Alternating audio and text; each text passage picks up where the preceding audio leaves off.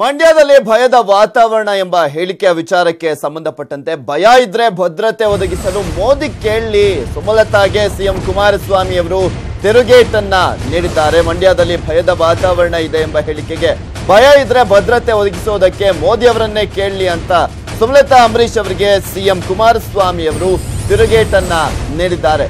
ಭಯ ಪಡೋಕೆ ನಮ್ಮಲ್ಲಿ ಭಯೋತ್ಪಾದಕರಿಲ್ಲ, ನಮ್ಮನ್ನ ನೋಡಿ ಭಯ ಪಡುವಂತ ಅಗತ್ಯ ಇಲ್ಲ ಅಂತ ಸುಮಲತಾಗೆ ಟಾಂಗ್ ನೀಡಿದ್ದಾರೆ ಸಚಿವ ಡಿಸಿ ತಮ್ಮಣ್ಣ।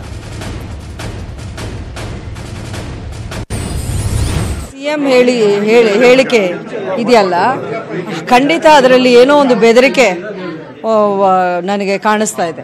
ಯಾಕೆಂದ್ರೆ ಕಲ್ಲು ತೂರಾಟ ಮಾಡೋದು, ಇಂತಹ ಒಂದು ವೈಲೆಂಟ್ ಆಕ್ಟ್ಸ್ ಮಾಡೋದು ಅವ್ರ ಪಕ್ಷದಿಂದ ಅವ್ರು ಮಾಡ್ಕೊಂಡು ಬರ್ತಾನೆ ಇದ್ದಾರೆ। ಕಲ್ಲು ತೂರಾಟ ಅಂತ ಮಾತು ಅವರು ಸಿಎಂ ಬಾಯಲ್ಲಿ ಬಂತು ಅಂದರೆ ಅದು ತುಂಬ ದೊಡ್ಡ ವಿಷಯ।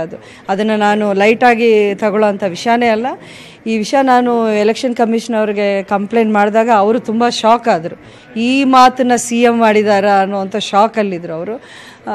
ಖಂಡಿತ ನಾವು ಎಲ್ಲ ಸೆಕ್ಯೂರಿಟಿ ಪ್ರೊವೈಡ್ ಮಾಡ್ತೀವಿ। ನಾನು ಹೇಳಿದ್ದೀನಿ, ನನಗೆ ದರ್ಶನ್ಗೆ, ಯಶ್ಗೆ, ಅಭಿಷೇಕ್ಗೆ ನೀವು ಖಂಡಿತ CRPF ಪ್ರೊಟೆಕ್ಷನ್ನ ನೀಡಬೇಕು, ಯಾಕೆಂದರೆ ಲೋಕಲ್ ಪೊಲೀಸ್ನ ಇವರು ಬಹಳ ಮಿಸ್ಯೂಸ್ ಮಾಡ್ಕೊಳ್ತಿದ್ದಾರೆ ಅನ್ನೋ ಒಂದು ಮಾತನ್ನ ನಾನು ಹೇಳಿದ್ದೀನಿ। ಏನಕ್ಕೆ ಭಯ ಅವರಿಗೆ?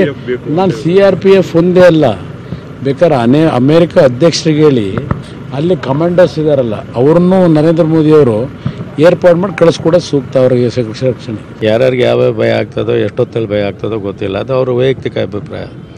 ಯಾರು ಭಯಪಡಿಸುವಂಥ ಭಯೋತ್ಪಾದಕರು ಯಾರೂ ಇಲ್ಲ ನಮ್ಮ ಪಕ್ಷದಲ್ಲಿ, ನಾವೆಲ್ಲ ಸಭ್ಯರು।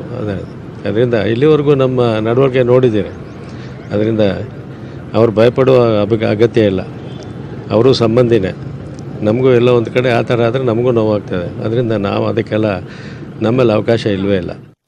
ಸೋಲಿನ ಭಯದಲ್ಲಿ ಮನ ಬಂದಂತೆ ಸಿಎಂ ಮಾತನಾಡ್ತಿದ್ದಾರೆ। ಶಿವರಾಮೇಗೌಡ ಕೂಡ ಹಗುರ ಮಾತಿಗೆ ಹೆಸರಾಗಿದ್ದಾರೆ। ಕೊಪ್ಪಳದಲ್ಲಿ ಬಿಜೆಪಿ ರಾಜ್ಯಾಧ್ಯಕ್ಷ ಯಡಿಯೂರಪ್ಪನವರು ಹೇಳಿಕೆಯನ್ನ ನೀಡಿದ್ದಾರೆ, ಬನ್ನಿ ನೋಡಿ। ಕುಮಾರಸ್ವಾಮಿ ಅವರು ಡೆಸ್ಪರೇಟ್ ಆಗಿ ಸುಮಲತಾ ಗೆಲ್ಲೋದು ಕಾಯಂ ಆದಮೇಲೆ ಮನ ಬಂದಂತೆ ಮಾತನಾಡುವಂಥದ್ದು, ನಮ್ಮ ವೀರ ಸೈನಿಕರ ಬಗ್ಗೆ ಯಾರು ಹೊಟ್ಟೆಪಾಡಿಗೆ ಅನ್ನ ಇಲ್ಲದಂಥವ್ರು ಸೈನಿಕರ ಹುದ್ದೆಗೆ ಹೋಗ್ತಾರೆ ಅಂತ ಹಗುರವಾಗಿ ಮಾತನಾಡುವಂಥದ್ದು, ಮತ್ತು ಮಾಧ್ಯಮದವ್ರ ಮೇಲೂ ಹಲ್ಲೆ ಆದರೆ ನಾನು ಜವಾಬ್ದಾರ ಅಲ್ಲ ಅಂಥೇಳಿ ಹಲ್ಲೆ ಮಾಡೋಕ್ಕೆ ಒಂದು ರೀತಿ ಪಿತೂರಿ ಮಾಡುವಂಥದ್ದು, ಈ ರೀತಿ ಒಂದು ವರ್ತನೆ ಕುಮಾರಸ್ವಾಮಿಯವರು ನೋಡಿದಾಗ ರೇವಣ್ಣ ಹೇಳ್ತಾರೆ ಮೋದಿಯವರು ಪ್ರಧಾನಿ ಆದರೆ ನಾನು ರಾಜಕೀಯದಿಂದ ನಿವೃತ್ತಿ ಆಗ್ತೀನಿ ಅಂತ।